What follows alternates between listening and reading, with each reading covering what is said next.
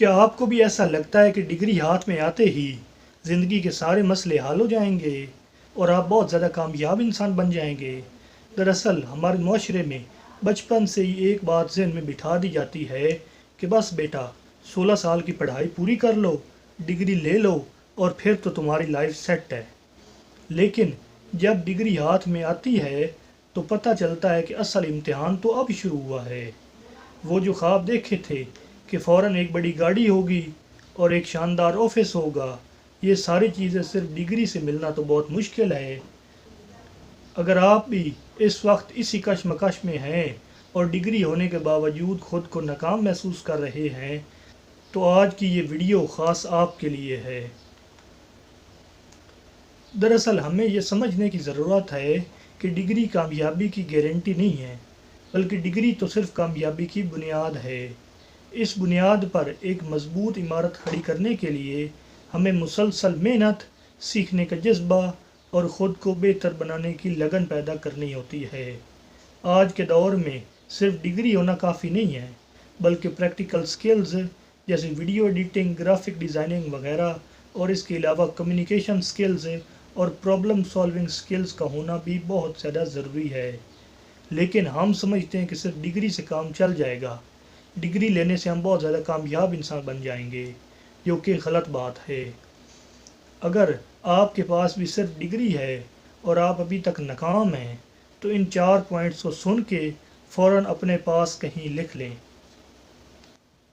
Number 1، learn new skills. اس دور میں نئی سکلز سیکھنا زندگی میں آگے بڑھنے کا ایک بہترین طریقہ ہے۔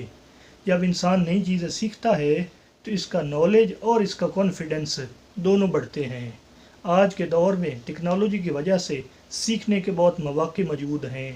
آپ آن لائن کورسز، ویڈیوز اور کتابوں کی مدد سے آسانی سے نئی سکلز سیکھ سکتے ہیں۔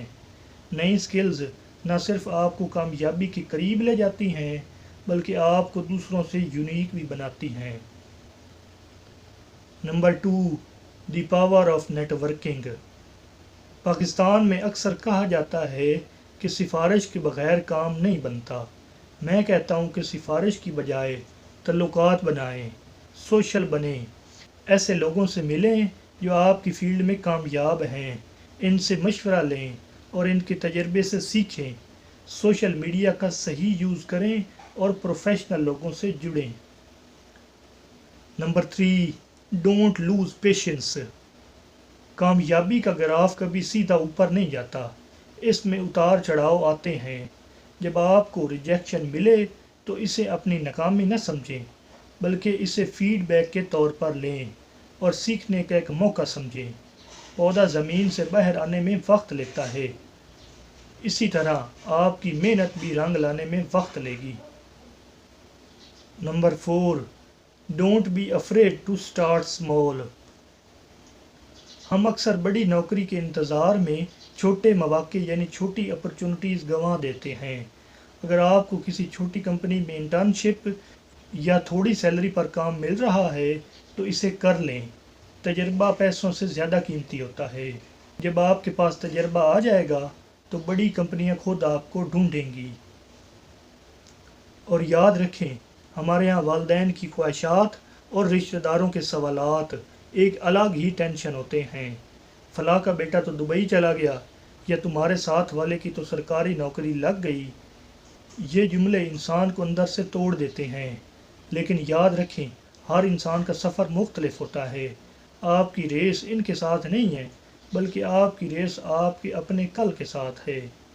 گھر والوں کی باتوں کو غصہ کرنے کی بجائے اپنی طاقت بنائیں۔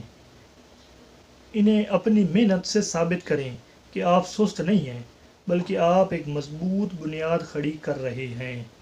محلے والوں کی باتوں پر کان دھرنا چھوڑ دیں، کیونکہ جب آپ کامیاب ہو جائیں گے تو یہی لوگ سب سے پہلے مٹھائی کھانے آئیں گے۔